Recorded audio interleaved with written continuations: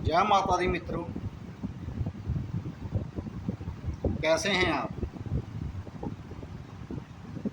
आशा करता हूँ आप सभी लोग कुशल मंगल होंगे।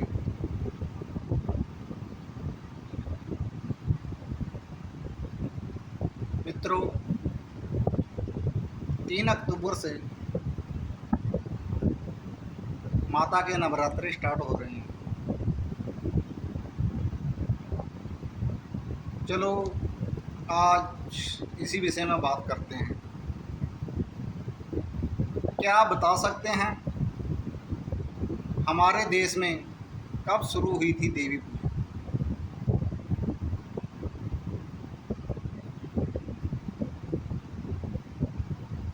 अगर नहीं है मालूम तो जुड़े रहिए मेरे साथ। मित्रों, 4 वर्ष पहले पनपी हड़प्पा सभ्यता में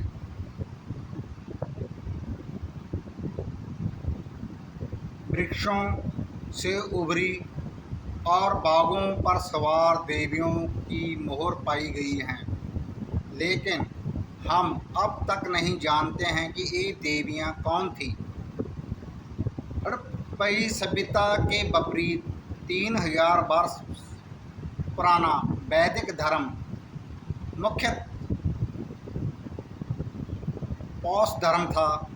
उसमें अधिकृत इंद्र, वरुण, अग्नि, सोम और प्रजापति जैसे देवताओं को पूजा जाता था। हालांकि उसमें देवियों की इतनी महत्वपूर्ण भूमिका नहीं थी, लेकिन वाणी, बाकु देवी, संध्या, मश, जंगलों, रमणी, धरती पृथ्वी, समृद्धि श्रीदेवी और शक्ति दुर्गा की देवियों को पूजा जाता था। वेदों के मुख्य स्रोत होते हैं, ना कि प्रतिमाओं का विवरण, जिसमें मानवीकृत धारणाओं का आह्वान किया गया। वैदिक काल में जैमिनी ब्राह्मण नामक ग्रंथ में क्रोध मुद्रा में एक देवी का उल्लेख है। मानता है कि देवी काली की जड़ें इसी देवी में हैं, लेकिन 2000 वर्ष पुराने तमिल साहित्य में लिखित कोतरवी देवी सबसे पहली देवी है जो स्पष्ट युद्ध से संबंधित है और जिसे हमें आज भी परिचित हैं। कोतरवी काली से या उसके और भी क्रोधित रूप चामुंडा से बहुत मिलती जुलती है। प्राचीन मातृसत्ता कुलों में जहाँ पितृत्व की कोई धारणा नहीं थी, संबद्ध गांवों में देवियां रही होंगी जो बस्तियों की मूर्त रूप थी और उन्हें प्राचीन काल में पत्थर के रूप में और आज ग्राम देवियों के रूप में पूजा जाता है। लेकिन देवी पूजा वास्तव में कब शुरू हुई उसका हम अब तक पता नहीं लगा पाए हैं, लेकिन देवियों के बारे में केवल तब पता लगा जब 1500 वर्ष पहले के गुप्त काल में उनका पौराणिक देवगण में समावेश किया गया।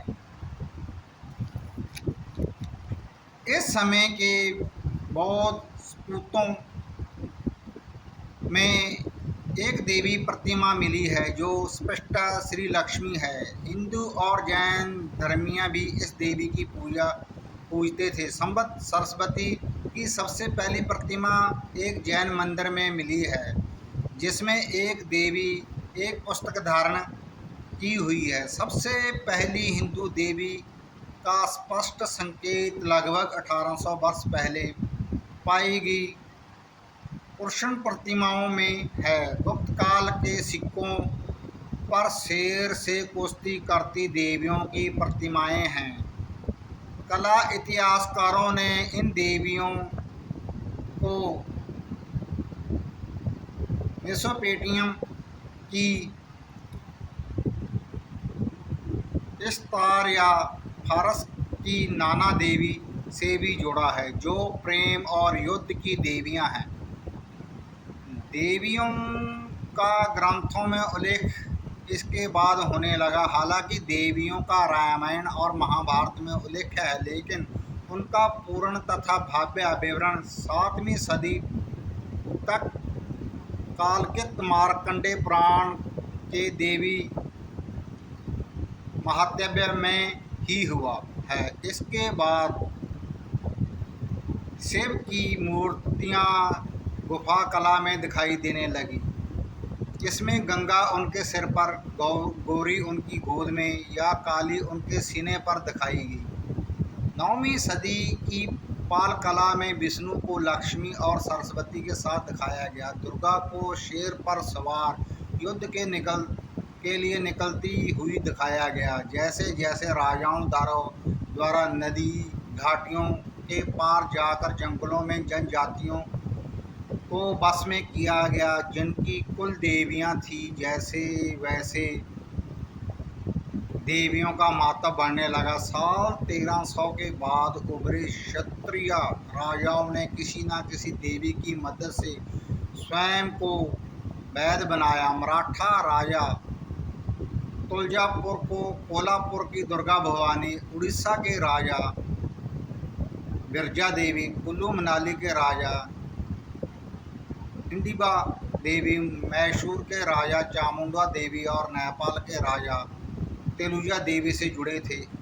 इस प्रकार देवियों की छवियां धीरे धीरे आम लोगों के बीच भी लोकप्रिय बनती गई। इतिहासकारों के अनुसार बंगाल में दुर्गा पूजन का त्यौहार 200-300 वर्ष पहले लोकप्रिय बना। संपूर्ण गांव को इकट्ठा करने के लिए जमींदार अपने घरों में दुर्गा की पूजा करते थे, लेकिन 1757 में प्लसी के युद्ध के बाद में निजी समारोह सार्वजनिक समारोहों में बदल गए और बंगाली जमींदार भारत के नए शासकों यानी ब्रिटिश ईस्ट इंडिया कंपनी के अफसरों को इन्हीं समारोहों में आमंत्रण करने लगे थे। दोस्तों, कैसी लगी जानकारी कमेंट में बॉक्स में जाकर ज़रूर बताइएगा। धन्यवाद।